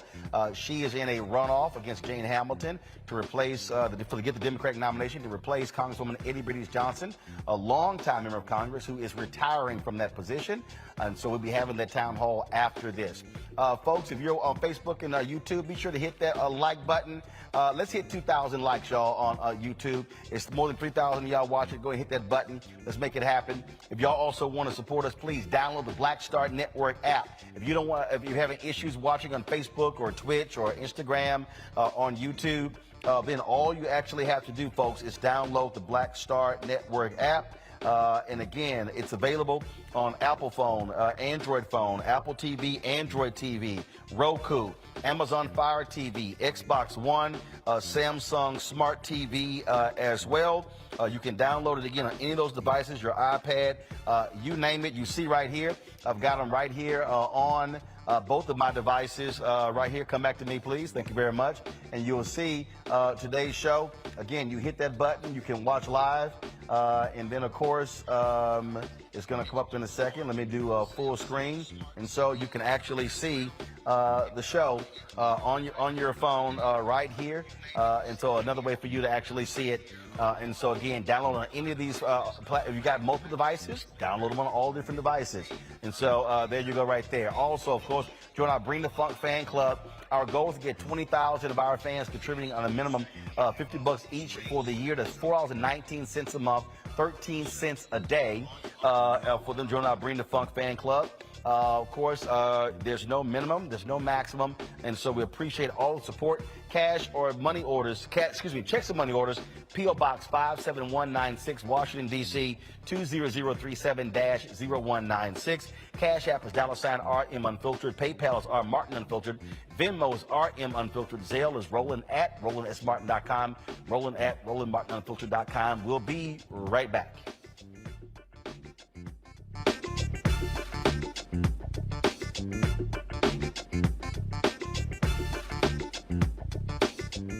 Why is it so hard to see Panther?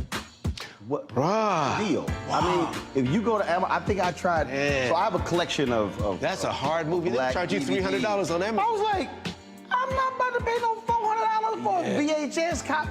Yeah. What's the deal? Man, it is interesting, Roland. It is the movie they don't want you to see. Power to the people. It's funny, I made New Jack City. You can get it anywhere. Pasta, you can see it anywhere.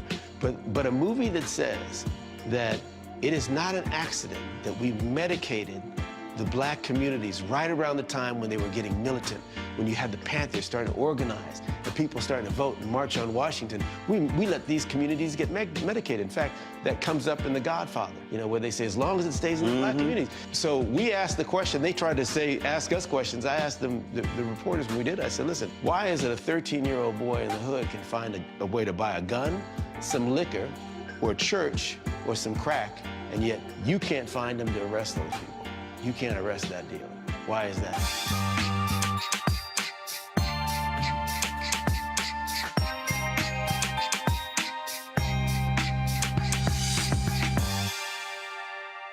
Hi, this is Cheryl Lee Ralph. Hello, everyone. It's Kiara Sheard. Hey, I'm Taj. I'm Coco. And I'm Lily. And we're SWV. What's up, y'all? It's Ryan Destiny, and you're watching Roland Martin Unfiltered.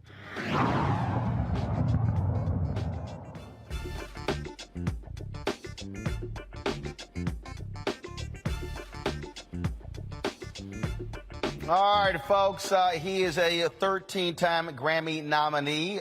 He, of course, has released his 15th solo album. It is called Substance, and it is the first one released on his own label. Joining us right now is gospel singer, preacher, and he also belongs to that little youth group, you know. They wear little red and white colors. Scott, you should be happy. I finally invited one of your fellow Little Kappa brothers on the show because I know, see, you got to understand, Marvin, so many alphas doing great things that nearly every Wednesday is an alpha on here, and Scott feels so lonely. And so we had to go ahead and give him some company today by having you on. So maybe Scott is now. I'm shocked that you got him on. Go ahead on. Well, no, I don't only invite alphas. Alphas simply doing great things. Very few Kappas are. So Marvin, let's talk about incredible talent. Give him his just due. Let's do a Kappa song. Will you let us do a song for about two minutes on your show? We're gonna sing our favorite Kappa hymn. See, the only reason I ain't cussing is because I am broadcasting in a church right now. That's the only reason. A bunch of trash. That's the only reason. But let me be real clear. You keep it up, I will go walk out in the parking lot and cuss you out. Don't do it. Don't do it. Marvin, don't. So tell us about. Don't do it. Don't do it. Don't do it. We're gonna let him pass, Marvin. Go on with your interview. Do your interview. We'll get him later. Roland, you know I love you. Y'all go ahead and just turn Scott's microphone off. You know I love turn Scott's microphone off because he talking. Come on now. First of all, you ain't far from where I am. So are you in Fort Worth now, or you are somewhere else around the country? Well, actually, I'm home. I don't live in Fort Worth. I just passed through there, but I stay in the DFW Metroplex, and I love it, man. This is like one of the greatest decisions I could have ever made in this season of my life was to move from Grand Rapids to Texas. And so how long have you been pastoring here in Fort Worth? Because I remember you talked about how difficult that decision was to leave Grand Rapids, the school you had there, to transition to Fort Party Worth to pastor. Well, I mean, let's see, it'll be 3 years in August. It'll be 3 years in August. When I first moved, which was a trip, it was great. I mean, a lot of people thought I left, you know, to come to a mega church, and I didn't. I moved down here to pastor a church of approximately 250 people, and the church grew in 6 months from 250 to over 1,300 active, and then COVID hit, and we transitioned, we shifted, and made sure that we were able to be, seen globally via all of our social media platforms and streaming, and and we grew in spite of. So I mean, I'm grateful. I'm thankful to be here. I'm chilling at my crib and just enjoying this 90+ degree weather. Well, look, I'm happy to be home with 90-degree weather. I got sick and tired of those 50s and 60s in D.C. But I do want to pick up on that point that you just made because,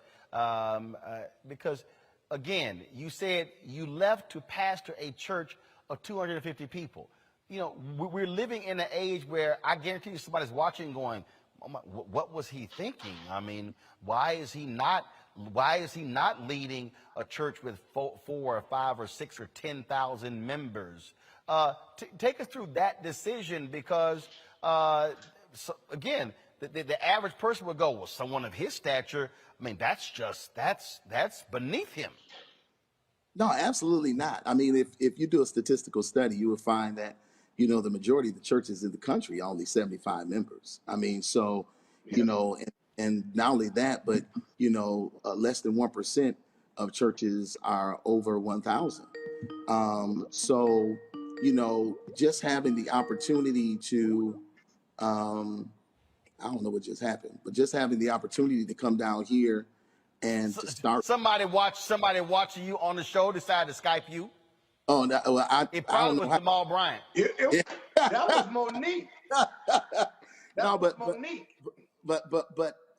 you know, I needed a change. You know, I had a great church in Grand Rapids, Michigan, and I always tell people that mega churches are actually they're relative, depends on where you stay. And being in Grand Rapids, Michigan, having a church there that had an active membership of over 500. You know, we owned a college campus there where our charter school was, and did all of the things that we were able to do, and we're absolutely debt free. You know, that was a great situation. But you never know how bad you need change until you get there. And with all of the things that had transpired in my life, and with my kids being grown, you know, I just really began to pray and really talk to God about shifting and changing and moving someplace to start over fresh. And I had plenty of opportunities. Once I made the decision to shift, I don't know, it was like, you know, God just opened up the floodgates, and there were a multiplicity of churches that gave me calls, wanted me to come and to move. And I just decided to come to Funky Town. So, you know, it has worked for me. I love it here. My kids love it here. As a matter of fact, my son just moved here maybe about 3 months ago. He works for Amazon Web Services. So, I mean, like, it's a great church. It's grown, and we're doing some great things in our community. Let's talk about your new album. You open your own label. Talk about that as opposed to signing with someone else. What is it like owning, completely controlling your content as opposed to asking someone else for permission? Well, I mean, that's everything. I mean, for 33 years, I've been in this industry. And honestly, for 33 years, I've been on a major label. I started off with the company Word Epic, and then ended up signing with Verity, which was a division of Sony, and then RCA. So my whole entire career has been nothing but being controlled. And I just said to myself, after 33 years of being in this industry and having a great base, you know, it was kind of easy for me to make that shift and that transition to wanting to be my own boss and controlling my own personal destiny, simply because of, you know, I got a good audience. So I just believe that they're going to follow me wherever I go, as long as I keep doing what is consistent musically. And that's the way I try to keep it. I try to keep it churchy and funky all at the same time. So, you know, being on this side, though, is absolutely different, because there were, when I was so accustomed to going into the studio, doing a record, turning it in, having them put together a stylist and doing all of those different things, it was easy, to be honest with you. On this side, where you control everything, you have to deal with manufacturers, you have to talk to the different companies as it pertains to Walmart, and talking to all of the different distributors of music, if they're doing a physical copy and or if they're doing digital, you know, so it's a whole nother world. Having to make sure you calculate royalty rates and things of that nature, so you know how to pay people. But honestly, it's been fun because I'd rather be on this side and be my own boss and cut out the middleman than to be on the other side where, you know, I was probably one of the last ones to be paid.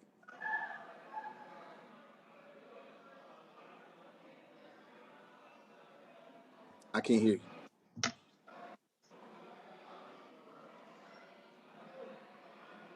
I can't hear you. Now, can you hear me now? Yeah, I can hear you now.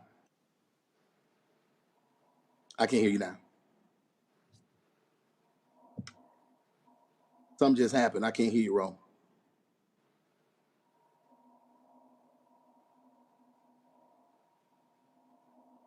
There you go.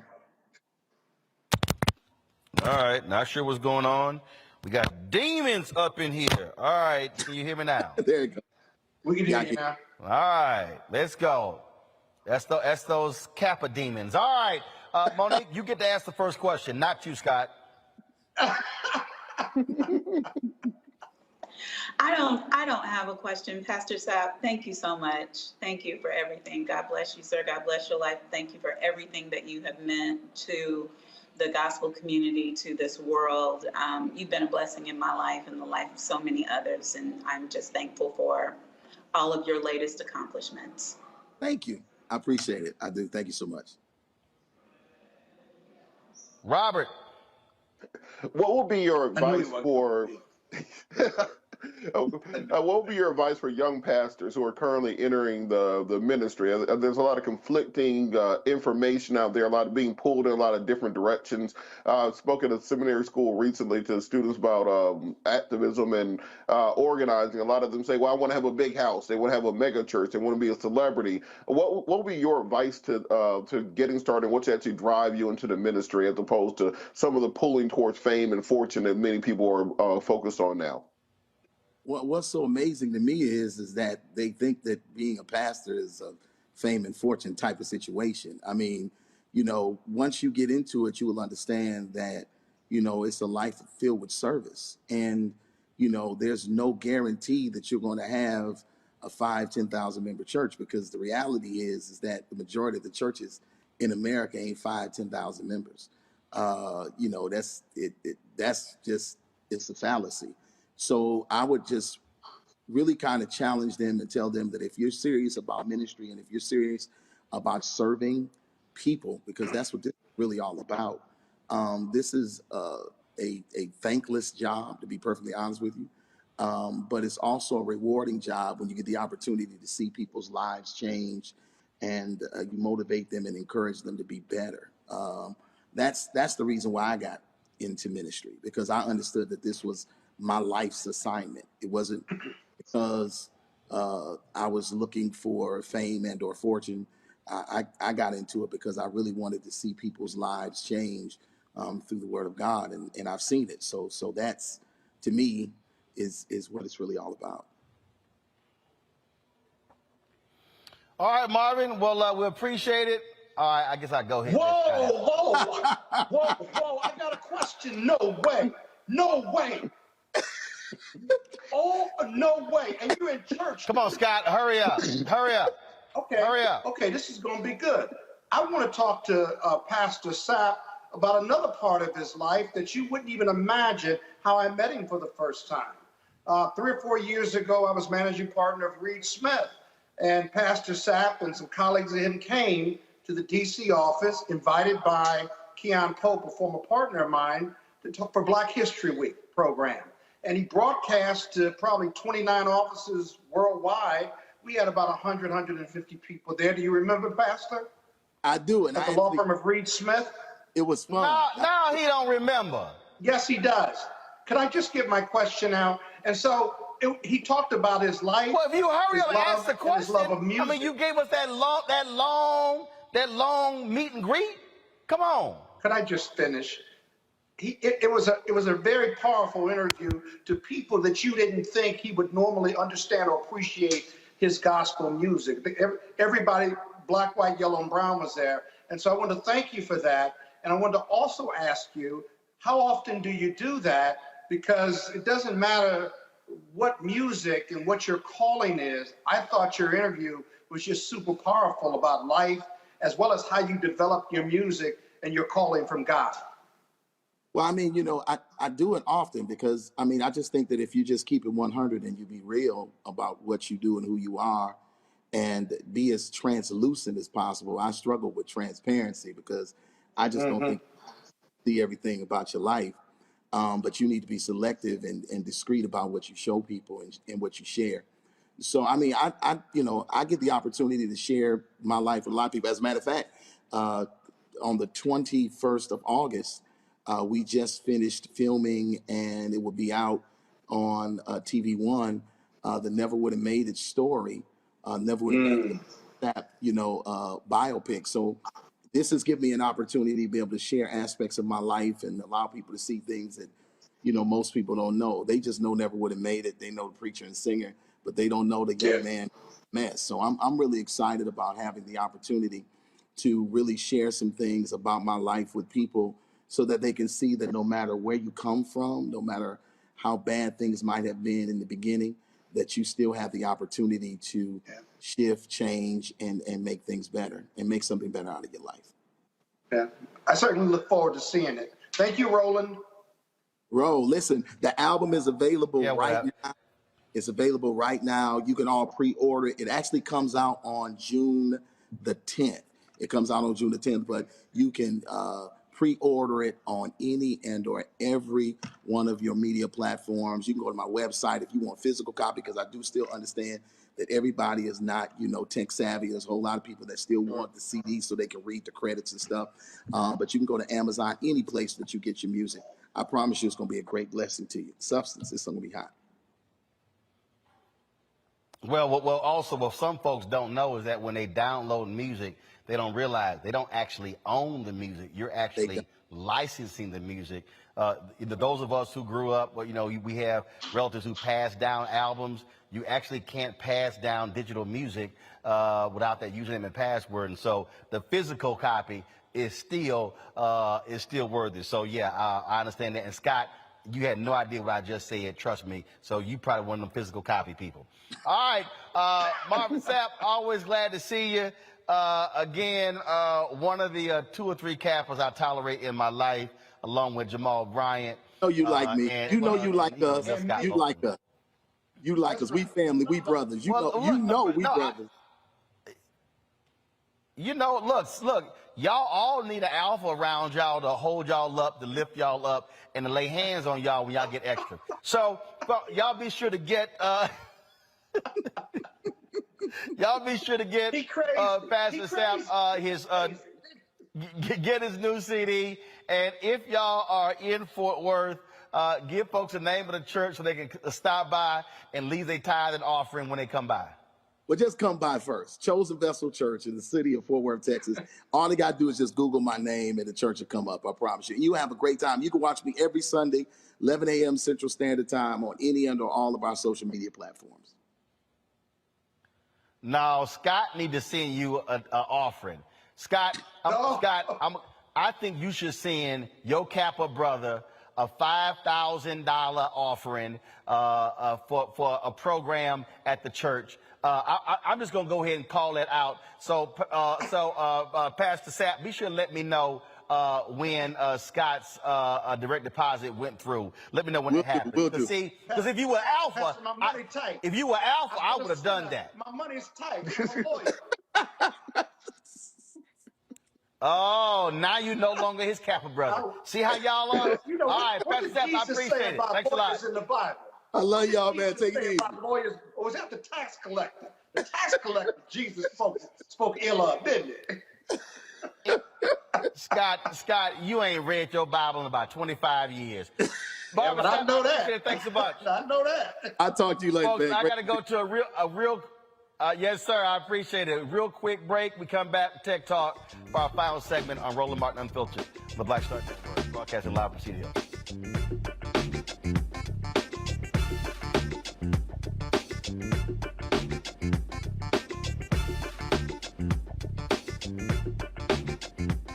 I'm Deborah Owens, America's Wealth Coach and host of Get Wealthy. Let me hit you with a few numbers.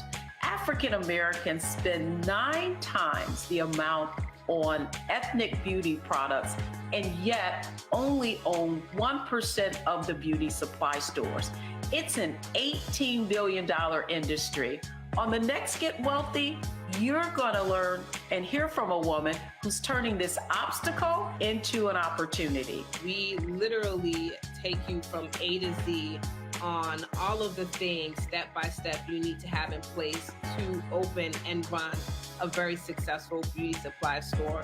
That's right here with me, Deborah Owens, host of Get Wealthy, only on Black Star Network.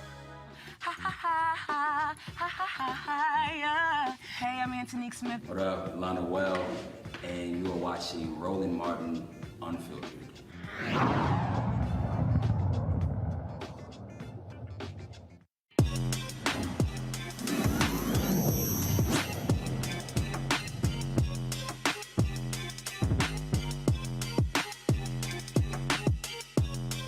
Got it.